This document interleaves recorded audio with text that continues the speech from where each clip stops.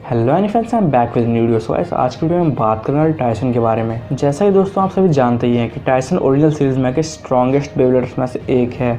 और इसी तरह दोस्तों आप जानते होंगे कि टायसन को ड्रैगन कैसे मिला, जो कि सबसे स्ट्रॉन्गेस्ट बिग बीस्ट में से एक है। इसके अलावा दोस्तों टायसन कैसे 3 बार का वर्ल्ड चैंपियन बना है। तो दोस्तों इसके अलावा हम टायसन के बारे में आपको कुछ एक्स्ट्रा बताने वाले हैं, जैसे कि उसका असली नाम क्या है और उसने बेबलेटिंग क्यों शुरू की।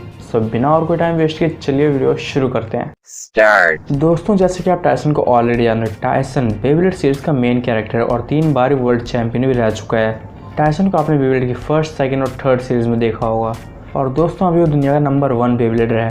दोस्तों टायसन को जब बेबलेट सीरीज में पहली बार इंट्रोड्यूस किया गया था तब वो बहुत ज़्यादा फास्ट था और काफ़ी निडर भी था। इसके अलावा वो हमेशा से ही नंबर 1 बेबलेटर बनना चाहता था। इसके अलावा सीरीज में आगे बढ़ते बढ़ते वो काफ़ी ज़्यादा मैच्योर हो गया और वक्त के साथ एक प्रोफेशनल बेबलेटर बन गया। दोस्तों टायसन की बेबलेटिंग करना एक बहुत ही खास रीज़न है, जो कि हमें मांगा और एनिमे दोनों में लगभग सेम दिखाया गया है। दोस्तों टायसन की बेबलेटिंग करने का रीज़न ये है कि वो अपनी मदर के डेथ के बाद बहुत ही अकेला हो गया था और उसे अकेलापन फील ना हो, इसलिए उसने बेबलेटिंग शुरू की और वक्त के साथ साथ उसने बेबलेटिंग को मास्टर कर लिया।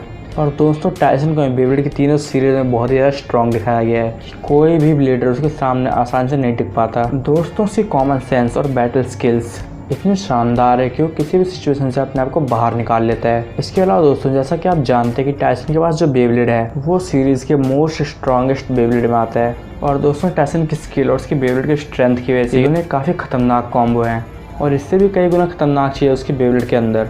जी हाँ दोस्तों, आपने बिल्कुल सही सोचा। टायसन का बिट बीस्ट, उसका ड्रैगन, जो कि सीरीज़ के मोस्ट स्ट्रॉन्गेस्ट बिट बीस्ट में से एक है। और जैसा कि दोस्तों आप जानते हैं कि बेबलेट सीरीज़ में टायसन और ड्रैगन दोनों की दोस्ती बहुत ही ज़्यादा स्ट्रॉन्ग है।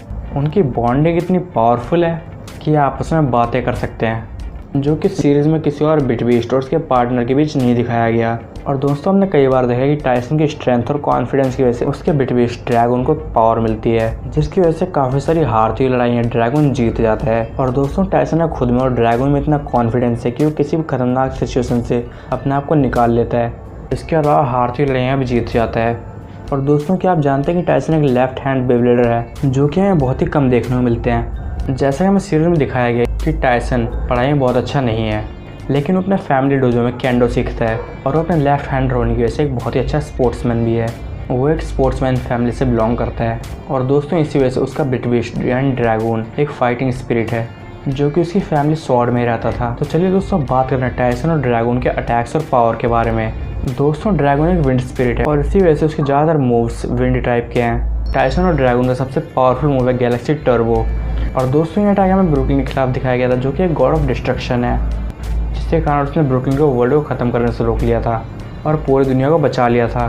तो चलिए दोस्तों मैं आपको ड्रैगन के बारे में कुछ फैक्ट्स बताता हूँ। दोस्तों आप जानते हैं कि ड्रैगन बात कर सकता है, हालांकि ज़्यादातर उसकी बातें सिर्फ टायसन को सुनाई देती है और दोस्तों हमें ज़्यादा देखने को नहीं मिलता, इसीलिए मोमेंट्स बहुत ही स्पेशल होते हैं। और दोस्तों क्या आप लोगों ने कभी नोटिस किया है कि टायसन का बेबलेट जब भी अपग्रेड होता है तो ड्रैगन का पोज चेंज हो जाता है।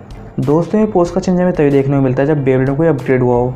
इसके अलावा दोस्तों क्या आप लोगों को पता है कि जब टायसन और ब्रुकलिन की फाइट हुई थी और ड्रैगन पूरी दुनिया को बचा रहा था, तब उसकी बॉडी पूरी तरह से इवॉल्व हो गई थी और वो पूरा ही चेंज हो गया था उस वक्त के लिए। हालांकि बाद में हमें दिखाया गया कि ड्रैगन वापस नॉर्मल हो गया था। इसके अलावा दोस्तों जब भी टायसन कोई गलती करने वाला होता है तब ड्रैगन कभी कभार उसकी मदद नहीं करता, जो कि हमें वी फोर्स में दिखाया गया है। हालांकि दोस्तों जब भी टायसन से मुसीबत में फंसता है तब ड्रैगन उसकी मदद करता है और उसे उस मुसीबत से बचा लेता है, जिससे हमें पता चलता है कि टायसन और ड्रैगन की बॉन्डिंग कितनी स्ट्रॉन्ग है।